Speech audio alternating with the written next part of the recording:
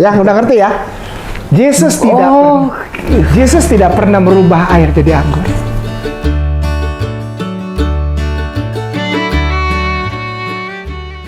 Shalom teman-teman, hari ini kita akan membantah kekeliruan Ustadz Kainama dalam laman YouTube Mualaf Center Hagia Sophia yang menyebutkan bahwa Yesus tidak pernah merubah air menjadi anggur. Tafsiran sesatnya terhadap Yohanes 2 ayat pertama hingga 11. Jadi ada cerita Ustazi. 3 hari maminya Yesus ini pergi duluan ke Kana untuk pesta pernikahan. Yesus nggak mau ikut. Ya, kalau kita baca itu Yesus nggak mau ikut. Hawariun atau 12 disciples nyamperin dia karena itu masih saudara sepupu dari maminya Yesus, Maria.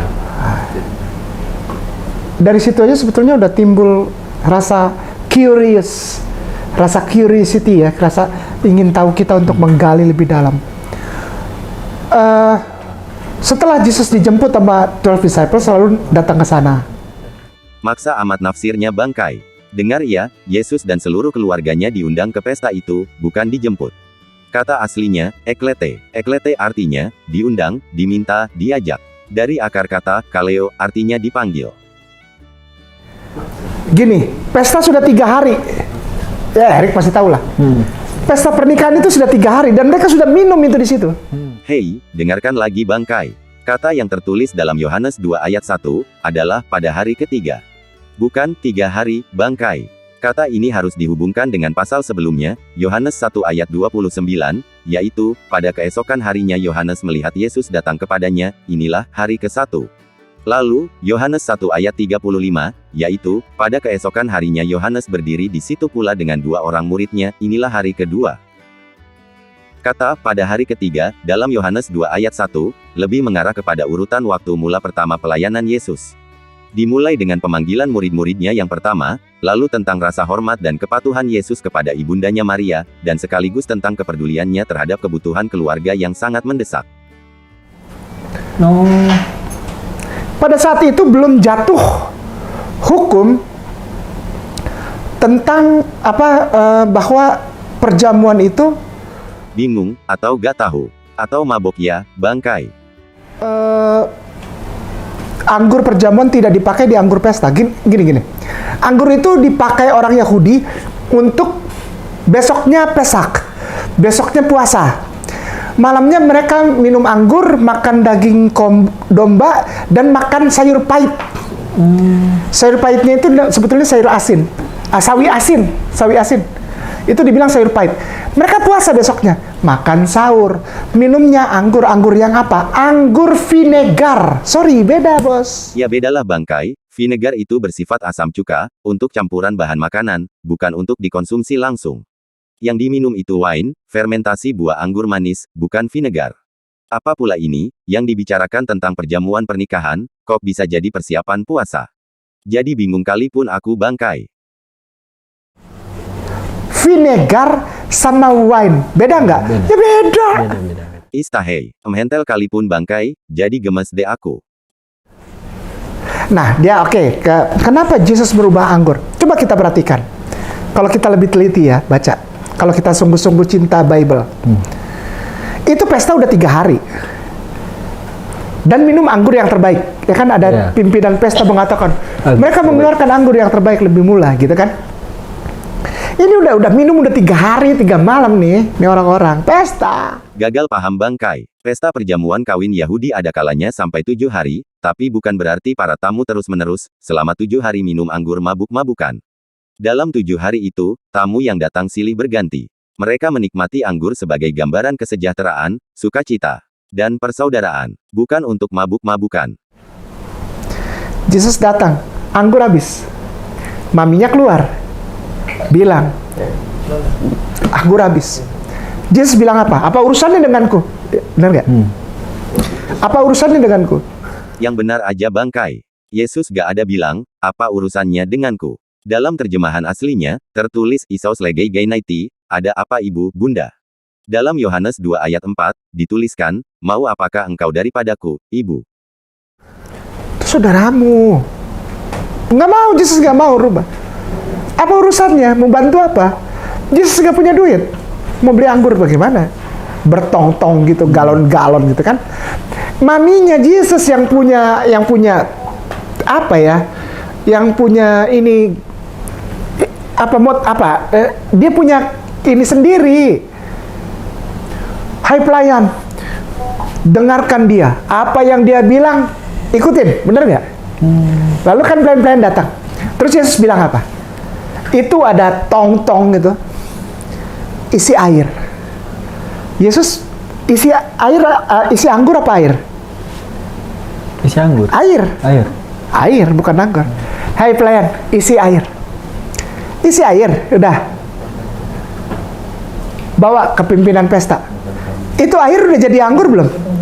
Udah, kan Belum. Oh, belum. Nggak pernah ada ceritanya. Mari kita buka Bible-nya. Gimana, Mari kita buka Bible-nya. Buka Bible-nya. Air menjadi anggur. Air menjadi anggur tuh di mana? Bentar. Itu kata-kata berubah air menjadi anggur. Yesus nggak pernah bilang itu. Itu diisi oleh penulis Bible. Gimana sih? Ya iyalah bangkai, pastilah penulis yang ngisi kata-katanya. Gak mungkin penyanyi, atau penari, ataupun pelawak seperti bangkai. Nggak pernah ada Yesus merubah air jadi anggur. Tuhan ngajarin orang mabok gimana lu? Nggak mungkin. Lihat juga lu bangkai. Tentulah Tuhan tidak ngajarin orang mabok. Anggur yang diminum dengan takaran yang sesuai pasti tidak buat mabok, justru buat orang sehat dan segar. Yohanes 2. Nah, coba baca pelan-pelan. Oke. Maka ada pernikahan di Kana. Iya. Iya kan? Bentar, Ustaz, saya baca. Oke. Pernikahan di Kana. Udah pernah cerita gini belum sama dia? Belum. Banyak sih berdebatnya. Oh ya baik. Insya Allah. Pernikahan di Kana. Apa tuh? Baca. Iya. Yohanes. Pada hari ketiga ada perkawinan. Nah, sudah 3 hari.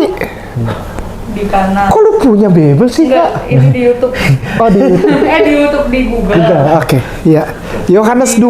Nggak apa Ustaz sharing ya, aku pengen ya. Iya. Pada hari ketiga, perhatikan tuh. Lu udah buka belum, Rick? Kamu udah buka? Pada hari ketiga, perhatikan kata-kata ini. Kita harus jeli kalau baca Bible tuh. Pada hari ketiga ada perkawinan di Kana. Sudah 3 hari pesta tuh. Di Galilea. Dan ibu Yesus ada di situ. Berarti sudah 3 hari si mami ada di situ. Anak masih di Nazaret. Iya. Ngerti ya? Iya. Yesus dan murid-muridnya diundang. Coba perhatikan itu. Yesus dan murid-muridnya diundang juga ke perkawinan itu. Itu nomor 2-nya ya. 3. Oke. Coba ketik di Google kosong, Sadap. Udah mulai nih. Google kosong Yohanes 2 tanda bagi 2 versi paralel. Sebetulnya bukan diundang, Ustaz. Yesus dijemput. Coba. Ada versi paralel. Yesus dan murid-muridnya diundang juga ke perkawinan itu. Terus yang bawahnya yang TL. Yang PL itu Yesus dan murid-muridnya diundang. Cari ada yang dijemput nggak tuh? BIS apa TSI gitu. Bahasa aslinya dari bahasa Yunani. Yesus dan kami murid-muridnya juga diundang hadir ke pesta itu. Terus? TSI. Terus? TSI 3 Yesus dan kami murid-muridnya juga diundang ke pesta itu. Kita lihat kenapa ada anggur di situ. Pengikutnya diundang. Tuh, yang AVB. APBITL. Iya, AVB. Iya. Yesus dan murid-muridnya juga dijemput ke majelis itu. Ke majelis itu. Gini, ada pernikahan udah 3 hari, acara pesta pernikahan 3 hari. Maminya udah di sana. Ngapain? Bang ngapain? Ya ikutan di acara pernikahan lah. Bangkai, kok ngapain? Kan bangkai yang bilang tadi yang punya hajatan keluarga dekatnya Maria, ibunda Yesus. Ngapain dia di pesta pernikahan maminya? Ayo. Lalu Jesus nggak mau pergi. Dijemput nih, liatin. Dia dijemput oleh para hawariun. Kok para hawariun, murid yang jemput? Mabok ya bangkai. Saat itu, Yesus sedang bersama murid-murid pertamanya di Galilea, biasalah masih belajar, seperti bangkai waktu ngaku ambil 3S di Israel. Dibawa ke pesta pernikahan. Kalau tamu, kok tamu dijemput? Dia tamu atau apa? Kasihan bangkai, akibat gak pernah dijemput, jadi gak paham. Pasti mau bilang Yesus yang pesta nikahan kan? Kalau Yesus yang nikahan, kok dia dijemput? Hati-hati kalau baca Bible. Kalau cuma gini, Ustadz Ipung, saya nikahin anak saya, Ata pernikahan. Ustadz Ipung tamu dong, saya undang ya. Orang-orang jemput Ustadz Ipung. Masuk akal nggak? Tamu dijemput karena udah 3 hari nggak datang ke pesta itu. Mungkin nggak? Mungkin nggak itu? Pahami lagi dengan benar bangkai. Kalau ada pesta berhari-hari, tamu tidak harus datang sejak hari pertama hingga hari terakhir, kecuali keluarga dekat, boleh datang dari awal hingga selesai acara. Saat itu Yesus masih bersama dengan murid-murid barunya. Yesus adalah tamu istimewa yang diundang dan sangat diharapkan kehadirannya. Makanya Yesus dijemput dan disambut dengan penuh sukacita. Paham ya, bangkai? Narasumber. Saya dijemput karena saya narasumber. Karena dia narasumber. Dia dijemput. Oke, lanjut ke yang 3-nya. Lanjut. Dan nanti ketemu tuh anggurnya tuh. Ketemu anggurnya. Ya enggak? Ketemu. Nah ini nih. Ini sebetulnya bidangnya dia nih. Namanya eksposisi ayat. Nih orangnya. Itu ya lagi nih eksposisi. 3-nya apa tuh, Kak? 3-nya. Ketika mereka kekurangan anggur, Ibu Yesus berkata padanya, mereka kehabisan anggur. Terus dia bilang, Ibu Yesus berkata pada pelayan-pelayan, apa yang dikatakan kepadamu, buatlah itu. Ayat 4 kok gak dibaca, takut ketahuan bodoh dan bohongnya bangkai. Karena tadi bilang Yesus berkata, apa urusannya denganku? Ini ayat 4-nya ya bangkai. Yohanes 2 ayat 4, kata Yesus kepadanya, mau apakah engkau daripadaku, Ibu, saatku belum tiba. Nah pelayan-pelayan, di situ ada 6 tempayan yang disediakan untuk membasuh ada terang hiasi. Masing-masing diisi air oleh 2-3 gayung oleh si pelayan. Yesus berkata pelayan, isilah tempayan-tempayan itu penuh dengan air. Dan mereka mengisinya. Lalu di ayat berikutnya di 28, lalu kata Yesus, sekarang cedoklah dan bawalah kepada pemimpin pesta. Di mana berubahnya? Berarti karena ini udah pada mabuk, disangka itu anggur. Itu pinter lurik, gua demen nama yang pinter-pinter. Bangkai, bangkai, bangkai. Mikirnya miring terus. Kalau memang pelayan dan pimpinan pesta sudah mabok, pasti mereka tidak ngerti dan tidak melakukan yang disuruh oleh Yesus. Dan berarti Yesus yang ngadalin mereka. Gila amit deh lu bangkai. Ya, udah ngerti ya? Yesus tidak pernah merubah air jadi anggur. Jangan nanggung bangkai. Harus baca sampai ayat berikutnya, Yohanes 2 ayat 9. Setelah pemimpin pesta itu mengecap air yang telah menjadi anggur itu, dan ia tidak tahu dari mana datangnya, tetapi pelayan-pelayan yang mencedok air itu, mengetahuinya, ia memanggil mempelai laki-laki. Oke. Yesus tidak pernah rubah air jadi anggur. Karena dia tahu mabok itu dosa. Berarti paradigma selama ini, orang menilainya itu Ustadz ya. Yesus merubah air menjadi anggur, padahal Mana dari nggak ada. konteksnya adalah sebenarnya mereka sudah emang udah mabuk, jadi ngerasain air aja Bayangin. udah kayak anggur. Bangkai, bangkai.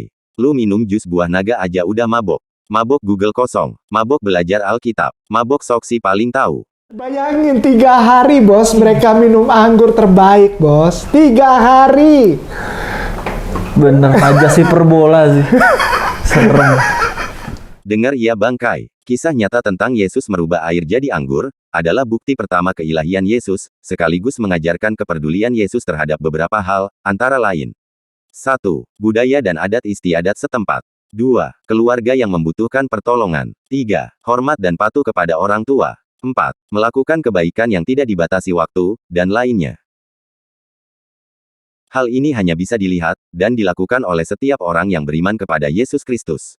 Bukan orang-orang yang murtad dari ajarannya, dan mengaku diri sebagai mualaf, yang sok merasa si paling tahu dan cinta Yesus.